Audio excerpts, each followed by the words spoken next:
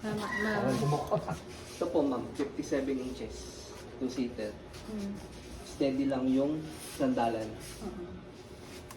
Wala pa sa upuan. May pilong nito. Ay, iwan daw. Hindi na dala.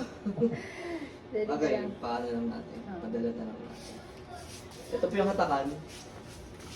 Daan lang natin. Ay, hindi ba yun yung hinahatak? Ayun nga yan. Ito po, hatakin po. Atak po. Hindi, akala ko yung saling ganun yung hinahatak.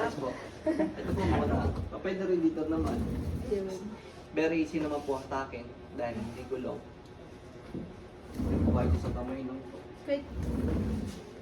Yan, may stopper siya sa loob. Yan. Bago yun, L-bar. Ito. Ito po, iangat na lang po ito. Hawaan nyo lang dito. Paisa din.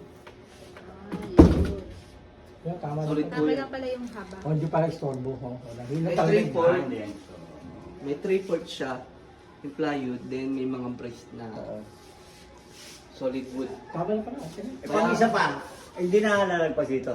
Wala na, di. Steady lang po. Ah. Ito na po siya. Ay, Oy, ganyan. hindi namin pinaano yun kasi. Pina-recline. Oo, dapat pwede siyang ganun. Tama din pala, okay lang. Kasi, Hindi, para maging tulugan ganun. Ayan, Wag nga, pwede yan na yun. Pwede na yun. Ayaw nila ma'am na... Ganyan na, ma'am. Oo, hindi namin pinaganon yung Ah, Kasi isa. pala yung hahaba, wala kang dadaanin. Ah. Pag yung tinulog ng TV, hanggang dyan ang paa. Solid Okay naman ito pala. kahit Luwag din. tungtungan kahit tayuan ng talunan. Wala siyang Okay ka rin. may bakal pa ng mechanism. May bakal ng mechanism.